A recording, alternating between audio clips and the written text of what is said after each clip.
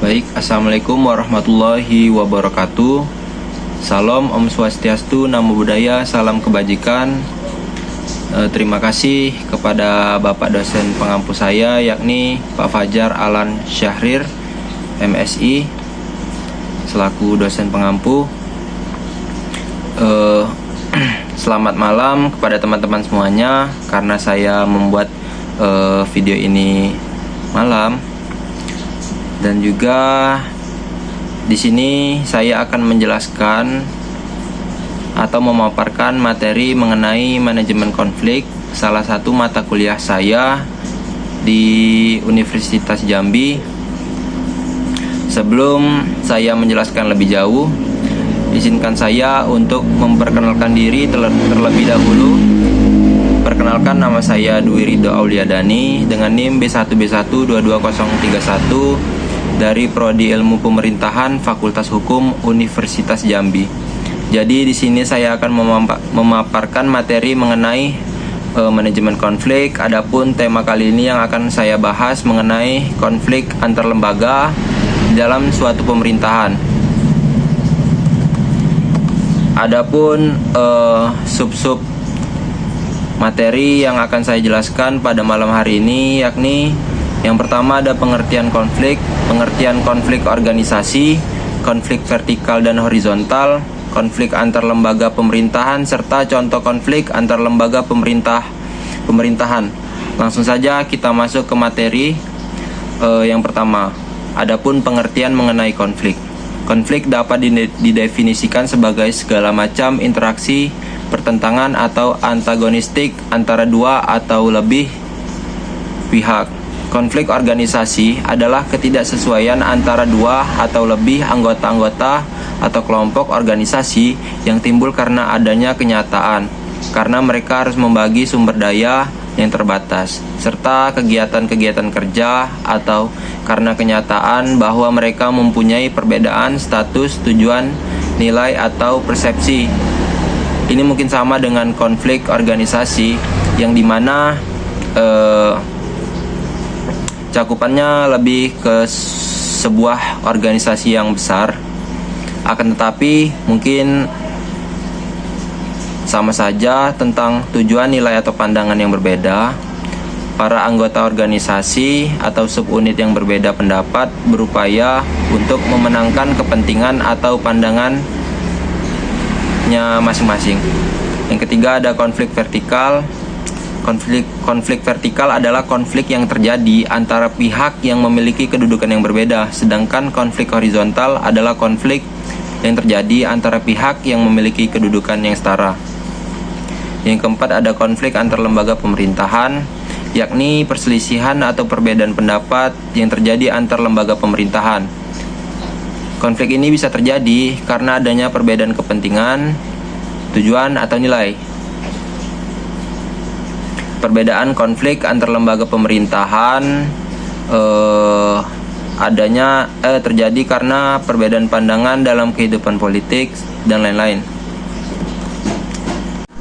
Oke, langsung saja kita masuk ke kasus konflik lembaga. Di sini saya mengambil kasus Polri dan TNI di tanah Papua, yang mana kasus ini termasuk konflik horizontal. Di sini saya akan memaparkan latar belakang, faktor-faktor penyebab konflik, contoh aktual, dan dampak terhadap tata kelola di sektor pemerintahan.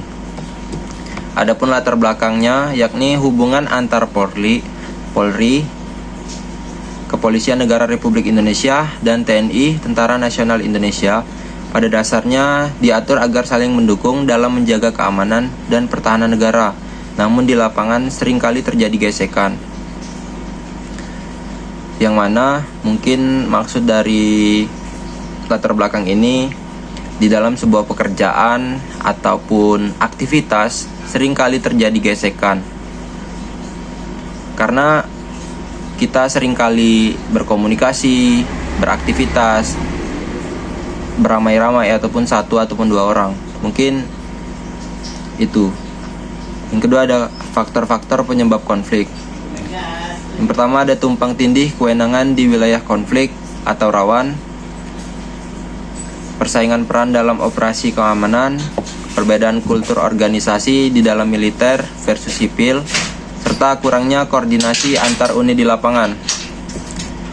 Mungkin maksud tumpang tindih kewenangan di Papua, TNI dan Polri sama-sama melakukan operasi keamanan. Namun batasan peran tidak selalu jelas. TNI bertugas menjaga pertahanan negara, tapi di wilayah rawan konflik, mereka juga ikut menjaga keamanan dalam negeri yang seharusnya menjadi dominan Polri atau pekerjaannya Polri. Yang kedua, komunikasi dan koordinasi yang lemah. Kurangnya briefing bersama dan SOP atau standar operating prosedur yang disepakati di lapangan. Komando operasional kadang tidak sinkron, apalagi di daerah terpencil. Yang ketiga, ada faktor psikologis dan emosional. Adanya ego lembaga dan jiwa korps yang kuat sering memicu pembalasan jika ada anggota yang dianggap diperlakukannya tidak adil. Budaya kekerasan masih kental di beberapa wilayah konflik. Yang keempat, kurangnya penegakan hukum internal. Kasus-kasus pelanggaran sering diselesaikan secara internal atau tanpa proses transparan, sehingga tidak menimbulkan efek yang jera. Masuk ke contoh aktual atau bentrokan TNI dan Polri di Papua. Kejadian bentrokan TNI dan Polri terjadi antara anggota TNI dan Polri di Kabupaten Mimika, Papua. Penyebab awalnya adalah mungkin kesalahpahaman antara anggota TNI dan Polri di pos penjagaan yang kemudian memicu aksi saling serang. Adapun korbannya beberapa anggota dari kedua belah pihak luka-luka dan situasi menimbulkan ketegangan di masyarakat sekitar. Adapun dampak terhadap tata kelola di sektor pemerintahan. Yang pertama, menurunnya kepercayaan publik masyarakat. Masyarakat melihat ketidakharmonisan antara aparat sebagai kegagalan pemerintah dalam mengelola institusi negara. Yang kedua, ketidakefisienan penanganan konflik dan adanya tumpang tindih peran dan bentrok antar lembaga membuat penanganan keamanan menjadi tidak efektif. Yang ketiga, melemahnya wibawa negara yang seharusnya menjaga ketertiban justru menjadi pihak yang memicu kekacauan.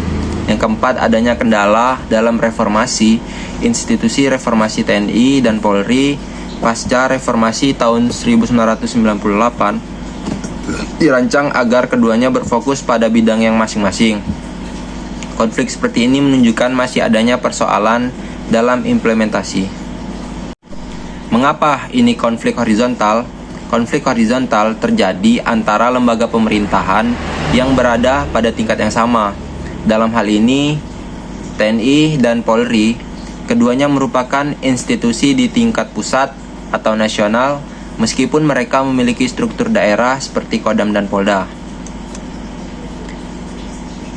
Adapun penyelesaian atau penanganan konflik, yang pertama ada pembuatan SOP dan protokol bersama. Yang kedua, pendidikan dan latihan bersama secara rutin, mengadakan latihan agar personel terbiasa bekerja dalam tim gabungan dan membangun solidaritas lintas institusi.